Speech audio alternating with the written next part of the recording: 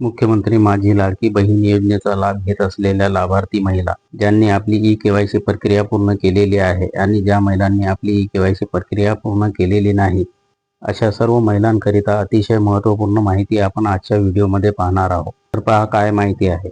मुख्यमंत्री माझी लाडकी बहीण योजना या योजनेचा लाभ घेत असलेल्या लाभार्थी महिलांना योजनेचा लाभ भविष्यात मिळत राहावे याकरिता राज्य सरकारने लाभार्थी महिलांना ई-केवायसी करणे बंधनकारक आहे असे सूचित केले होते. तशा प्रकारचा राज्य सरकारकडून जी.आर. सुद्धा काढण्यात आला होता.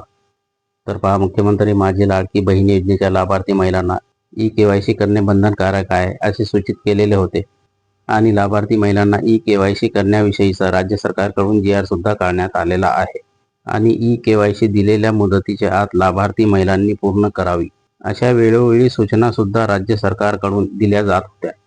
परंतु तरीही मुख्यमंत्री माझी लाडकी बहीण योजनेच्या काही लाभार्थी महिलांनी दिलेल्या मुदतीपर्यंत आपली ई-केवायसी पूर्ण केलेली नाही.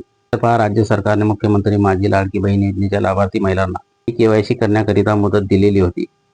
परंतु तरीही काही लाभार्थी महिलांनी दिलेल्या मुदतीच्या आत ई-केवायसी प्रक्रिया पूर्ण केलेली नाही आणि म्हणून ज्या महिलांनी ई-केवायसी पूर्ण केलेली नाही, अशा राहिलेल्या सर्व महिलांना मुख्यमंत्री माझी लाडकी बहीण योजनेचे लाभ मिळणे बंद होईल. राज्य सरकारकडून वेळोवेळी सूचना देण्यात आल्या की लाभार्थी महिलांनी वेळेच्या आत आपली ई-केवायसीची प्रक्रिया पूर्ण करावी.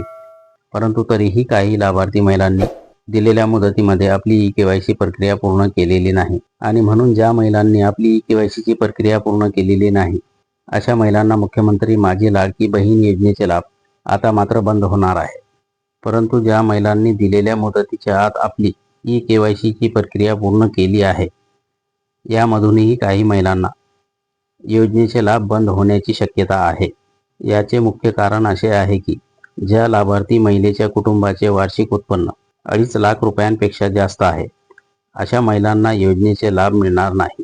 तर पहा, राज्य सरकारने मुख्यमंत्री माझी लाडकी बहीण योजनेचा लाभ घेत असलेल्या लाभार्थी महिलांना ई-केवायसी प्रक्रिया पूर्ण करण्याकरिता जी अंतिम मुदत दिली होती, त्या मुदतीच्या आत ई-केवायसी प्रक्रिया पूर्ण केलेली आहे. परंतु तरीही यामधून काही महिलांना मुख्यमंत्री माझी लाडकी बहीण योजनेचे लाभ बंद होणार आहे. याचे कारण असे आहे की योजनेच्या लाभार्थी महिलेच्या कुटुंबाचे वार्षिक उत्पन्न 2.5 लाख रुपयांपेक्षा कमी असणे आवश्यक आहे. परंतु ज्या महिलेच्या कुटुंबाचे वार्षिक उत्पन्न 2.5 लाखापेक्षा जास्त आहे, अशा लाभार्थी महिलांना ई-केवायसी पूर्ण करून सुद्धा योजनेचे लाभ बंद होणार आहे.